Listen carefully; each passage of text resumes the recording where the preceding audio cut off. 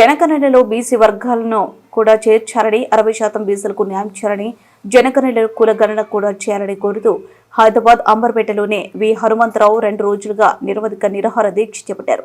ఈ రోజు తెలంగాణ శాసనసభ పక్ష నేత మధుసూదనాచారి మరియు ఎమ్మెల్సీ కోదండరాం, జాజుల శ్రీనివాసరావు పలువురు నిమ్మరసం ఇచ్చి ఆయన దీక్ష విరమింపజేశారు.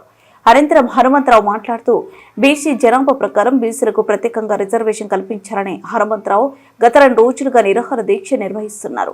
బీసీ ప్రధాని మోదీ కూడా బీసీలకు అన్యాయం చేస్తున్నాడు, ప్రధాని మోదీ బీసీ వ్యతిరేకి అని నిరూపించుకున్నారు.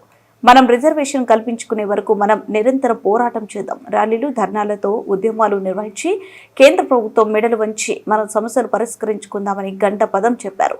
దీనికి వివిధ పార్టీల మద్దతు ఇచ్చారు. బీఆర్ఎస్, సిపిఎం, సిపిఐ అన్ని పార్టీలు సంపూర్ణ మద్దతు ఇచ్చారు. నిరుద్యోగ జేఏసీ సంపూర్ణ మద్దతు ఇచ్చింది. వారందరికీ ధన్యవాదాలు.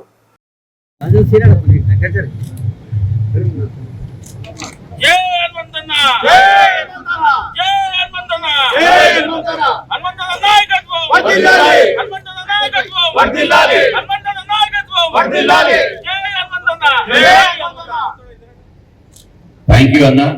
మా విన్నపాన్ని, మా విజ్ఞప్తిని మన్నించి మా మీదున్న గౌరవంతో, నమ్మకంతో మీ దీక్ష విరమించినందుకు హనుమంతన్న గారికి ప్రత్యేకంగా ధన్యవాదాలు.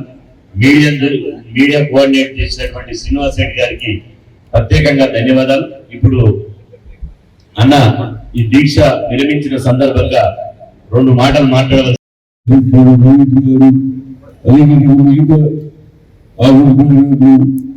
అది కేవలం కాంగ్రెస్ పార్టీ కాకుండా అన్ని రాజకీయ పార్టీలు మద్దతు ఇచ్చినందుకే నేను ఇక్కడ కూర్చోవడం జరిగింది. దీనికి న్యాయం ఏంటంటే నేను ఎప్పటి నుంచో చాలా మందికి ఈరోజు ఆయన ప్రధానమంత్రి అయినప్పుడు కేంద్రంలో నేను ఓబీసీ ఆఫీస్ కన్వీనర్ గా ఉండి 3 సార్లు కలిసారు.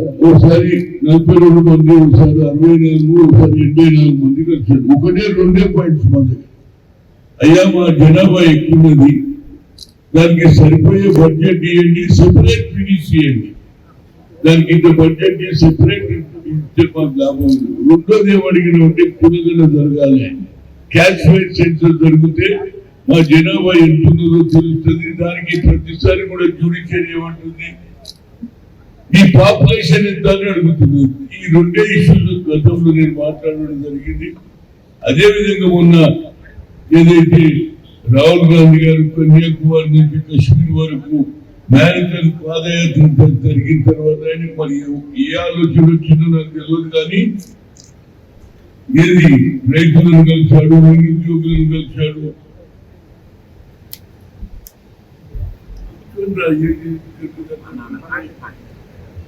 మా ఉద్దేశంలో ఆయన మంచి ఆలోచన కేవలం ఎస్సీఎస్టీలకి అన్యాయం కాదు, భాగీదారి అనగానే నిజంగానే తెలంగాణలో అందరు చైతన్యమయ్యాము, తిరిగాము. దాని తర్వాత మా ముఖ్యమంత్రి గారు ఒక వాదన చేశారు,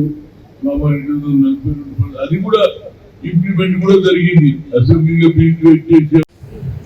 గడిచిన 36 గంటలుగా ఆమరణ నిరాహార దీక్ష కొనసాగిస్తున్నటువంటి హనుమంతరావు గారిని బీసీలందరి తరఫున వారి దీక్షను విరమించవలసిందిగా మనస్ఫూర్తిగా మనవి చేస్తూ కార్యక్రమానికి వచ్చేసినటువంటి మిత్రులందరికీ, పెద్దలందరికీ, హనుమంతరావు గారి అభిమానులకు, బీసీ సమాజానికి సంబంధించినటువంటి మిత్రులందరికీ హృదయపూర్వకమైనటువంటి అభినందనలు తెలియజేస్తూ, మోడీ గారు హైదరాబాద్ పర్యటన జరగబోతున్నది అనేటువంటి విషయం బయటకు వచ్చిన తర్వాత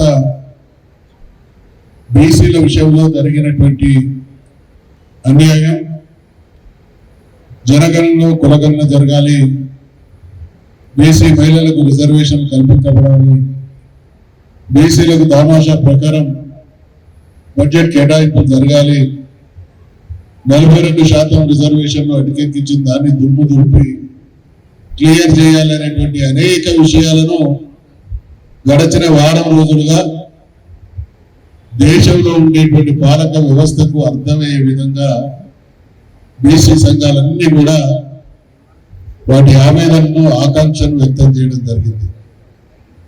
ఈ ఆవేదన ఆకాంక్షతో సమస్య పరిష్కారం కాదు. పాలక వర్గాల ఒళ్ళు మందంగా ఉంటుంది కాబట్టి వాళ్ళకు బుద్ధి రావాలి, గుణపాఠం చెప్పబడాలి, జ్ఞానోదయం కలగాలి అని అంటే ఈ ఆవేదనకు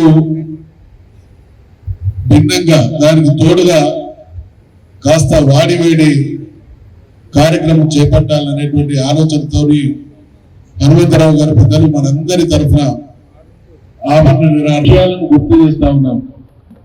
మోడీ గారు, మీకు ప్రజాస్వామ్యం మీద విశ్వాసం ఉంటే పరిణతి కలిగినటువంటి ప్రధానమంత్రి అయితే హనుమంతరావు అంటైనా అల్లా డబ్బా నాయకుడు కాదు. ఈ దేశ రాజకీయాల్లో మోడీ గారి కంటే సీనియర్ నాయకుడు హనుమంతరావు గారు అనేటువంటి విషయాన్ని గుర్తు చేస్తా ఉన్నాం. ఈ దేశ రాజకీయాల్లో మోడీ గారి కంటే ముందు పార్లమెంటుకు పోయినటువంటి వ్యక్తి అనేటువంటి విషయాన్ని గుర్తు చేస్తా ఉన్నాం.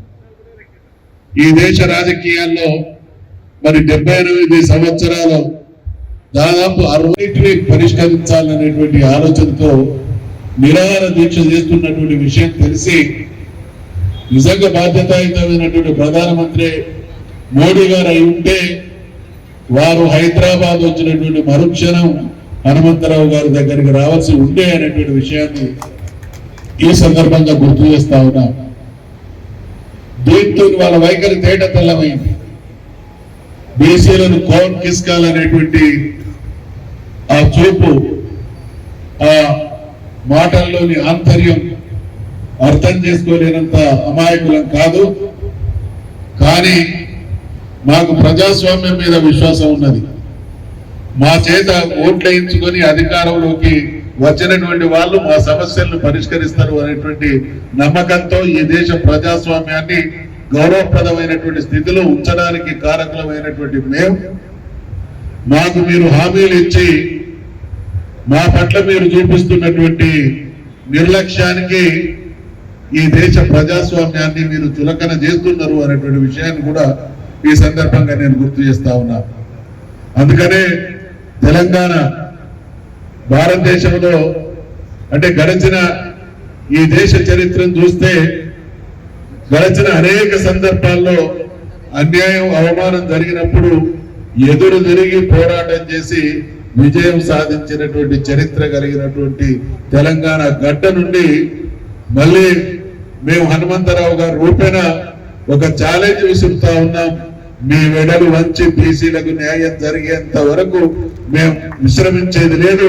ఒక చరిత్రాత్మకమైనటువంటి పోరాటానికి మళ్ళీ తెలంగాణ తెరదీయబోతున్నది అనేటువంటి విషయాన్ని మనందరి మీద, మా అందరి మీద ఉన్నది కాబట్టి ఆ పవిత్రమైనటువంటి కార్యక్రమాన్ని చేపట్టాలి, కొనసాగించాలి.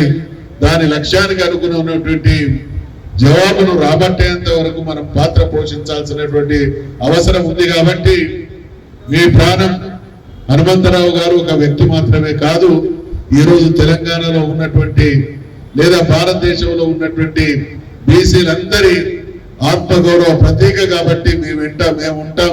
అందరం కలిసి పోరాటం చేద్దాం. పాలక వ్యవస్థలో ఎవడు అడ్డు వచ్చినా ఆ అడ్డును తొలగించుకుంటూ